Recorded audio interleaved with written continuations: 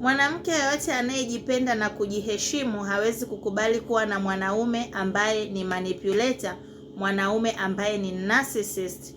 Kwa nini? Kwa sababu anajiamini, anajua kabisa anastahili kilicho bora. Kwa hiyo wewe ukianza kumuonyesha mapicha picha, yeye anaondoka na anaamini kabisa anakwenda kumpata mwanaume ambaye ni bora kuzidi wewe, mwanaume mwenye sifa anazozitaka.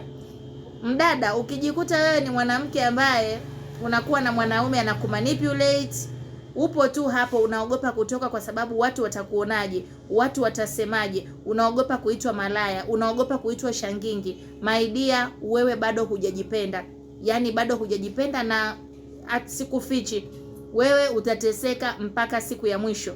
Yaani utateseka ni mpaka pale utakapochagua kujipenda. Mwanamke anayejipenda haogopi kutoka kwa sababu anajua kabisa furaha yake ni jukumu lake.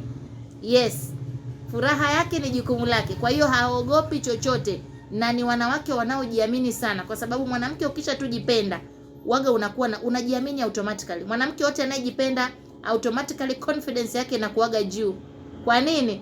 Kwa sababu anaamini kabisa she's worth it. Anajua yani wewe unamfanyia maigizo hapo, lakini kuna wanaume huko nje wanamsubiri, wanatamani kumuona akiwa na furaha. Kwa hiyo haoni sababu ya kuteseka na wewe, huwa wanaondoka. Ndio maana unakutoka kuna wanawake wanaolewa.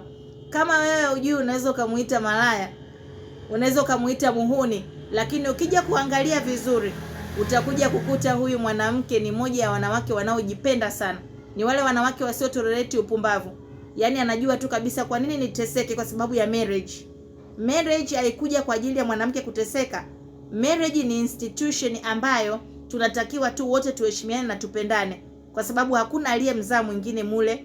Tumeenda kila mtu ampende mwenzake, amheshimu mwenzake, tusapotiane mpaka mwisho. Lakini unapokuta mwenzako kwenye ile institution ya marriage anakugeuza wewe kama mtumwa, unaenda kuwa slave. Mwanamke anayejipenda huwa anatoka. Lakini kwa mwanamke asiyejipenda ndio unageuka, unakuwa king'ang'a, unapigwa, wengine wanakatwa mikono, wanakatwa miguu, unadhalilishwa, unaogopa jamii yako itakuonaje, unaogopa marafiki zako watakuonaje. Mwisho wa siku unafia humo ndani. Kwa hiyo mwanamke, ukitaka kujua unajipenda, angalia uko kwenye mahusiano ya aina gani. Uhusiano ulilonalo ndio litakuonyesha wewe unajipenda au hujipendi. Period.